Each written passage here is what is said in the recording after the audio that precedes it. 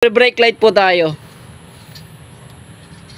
Umilaw po yung Good morning mga idol. Meron po tayo ngayon ditong dinala po sa atin na motor. Ito po ay Rusi mga idol, no. Ito po yung kakatuwang pangyayari sa kanya motor, no. Pansinin niyo pa, magbre-brake light po tayo. Umilaw po yung kanyang park light, no. Umiilaw po yung kanyang park light pag nagbre-brake. Tingnan niyo po. Ayan. Nagbe-brake tayo.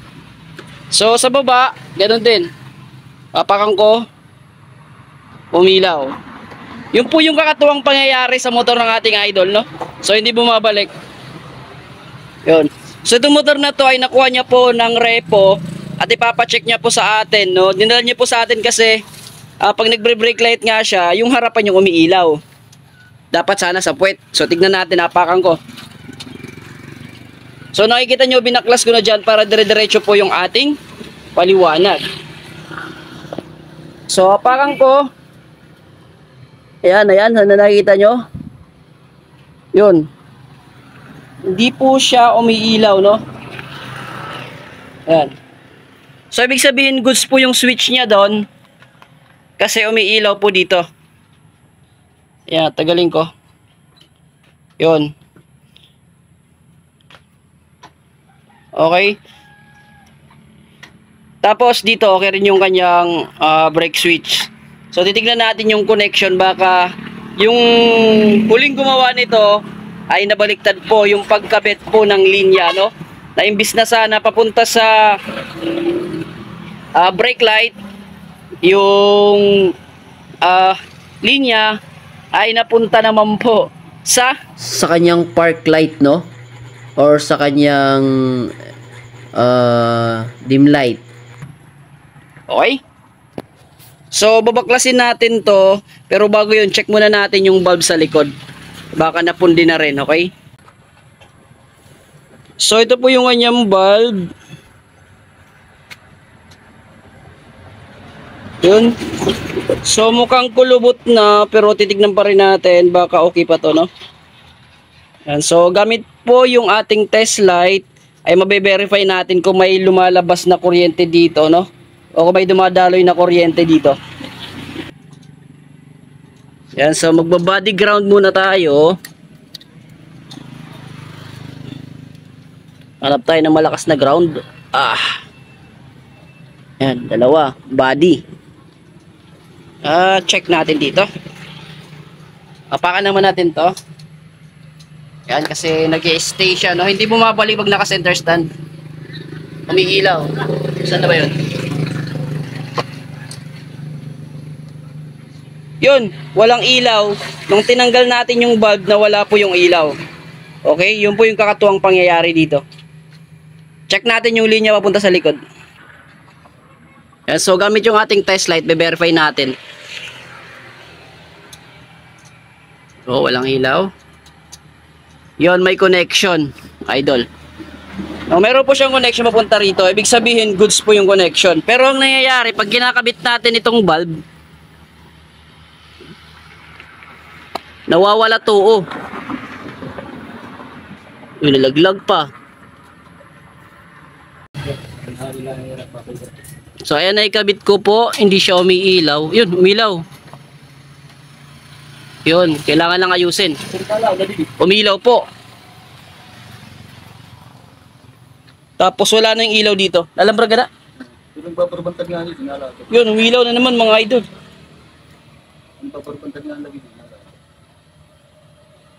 Wait up. Yun. So ang nangyayari dito, no, kakatuwa talaga. Pag umiilaw to sa likuran, which is yung normal, na wawala yung ilaw dito. Sabura daw nyo. Pag ginagalaw-galaw naman yun at namamatay, umiilaw to. Ayun, no. So ay mga idol, no, at bubuksan na po natin kasi malamang yung kanilang ground to, no, nag-aagaw po sila sa ground to. Para ma-verify natin, buksan na natin. So ay mga idol, no, natanggal na po natin at nandun po, no, sinabit po muna natin. At mapapansin nyo yung kanyang daytime running light dito mga idol, tapos yung signal light or yung kanyang park light ay nandito po sa harapan, no? Itong orange po mga idol, ito po ay signal light. Tapos yung green ground at itong tawag nito brown, ito po yung parking light o daytime running light niya, no?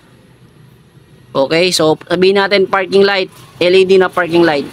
Okay, so ngayon i-check natin to isa-isa kung may function po sila muna ng source ng kuryente. Check natin yung signal. On sa susi, signal tayo, signal. Check natin yung orange kung wag signal. Yun, so goods. Okay, kabila naman. Sa kabilang side naman, yung blue. Yung light na blue. Yun, so goods. Goods naman. Ito yung umiilaw kanina mga idol. Itong kulay brown na yan. Check natin. Yun. So magbe-brake muna tayo. Yun, brake. Then yun, wala siyang ilaw, no? Walang ilaw. Check natin sa kabila. Umilaw po kasi dito eh. Ayan. Yun. So, pagpatay po siya,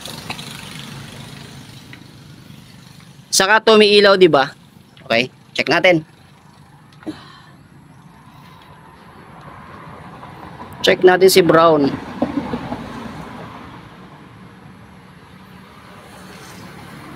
Hindi umilaw.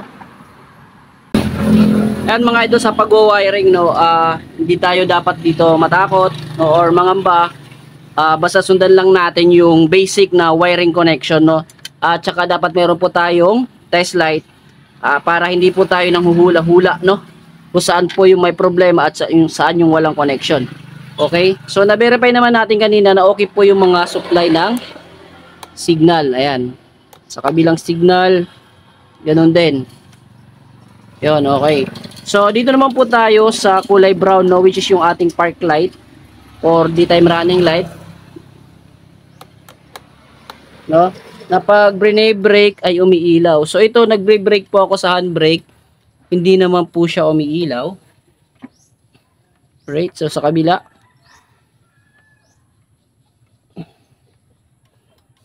So, wala, no? Okay? So, walang connection. Ngayon naman, i-check natin yung connection naman ng ground, no? Baka walang ground na pumapasok dito. So, gamit pa rin yung ating test light. Mabe-verify natin yan kung may ground o wala. Okay? So, tutusukin po natin dito yung kulay green.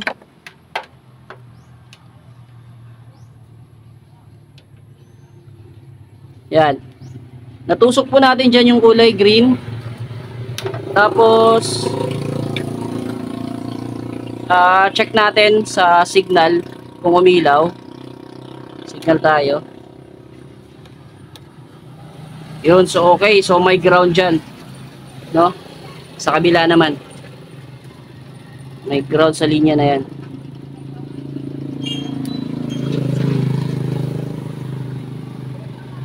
Umilaw din. So ibig sabihin kompleto po yung wire na naandito, no, or kompleto po yung wirings dito. Okay, so titignan naman natin dun sa kanyang bulb.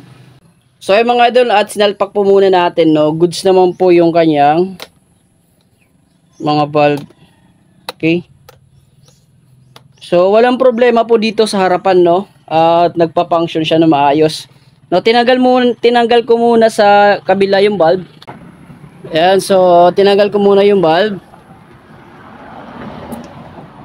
Then on natin. So nagbre-brake ako. Hindi siya umiilaw, naka-on po yan mga idol, naka-on. Yan o, umiilaw po, neutral. So hindi na po siya umiilaw. Okay. So walang problema yung ground dito at saka yung mga connection niya. Ngayon titignan natin sa likod, baka may putol po sa kanyang ground. Okay.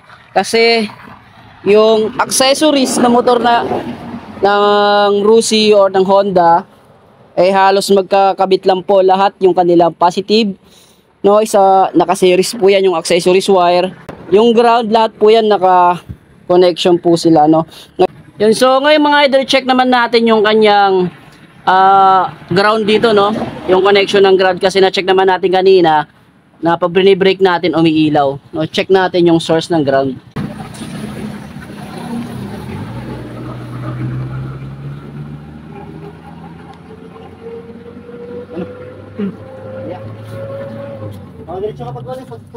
So, mayroon po siyang ground mga idol. Ayan.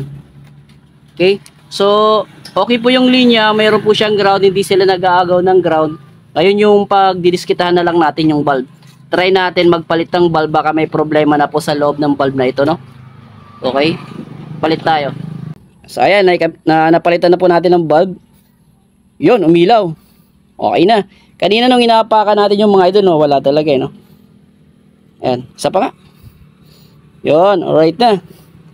So, ito po yung kanyang bulb. Ngayon naman, check natin sa harapan.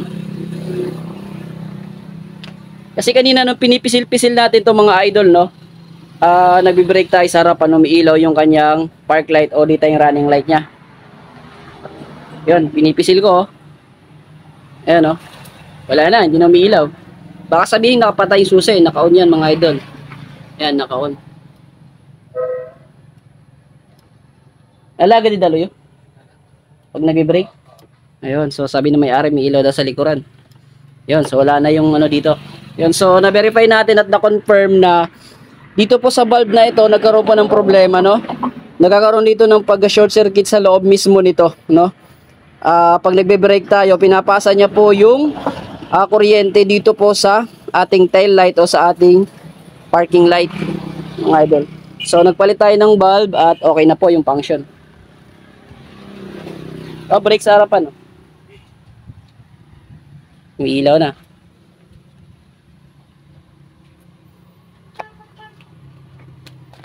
Okay.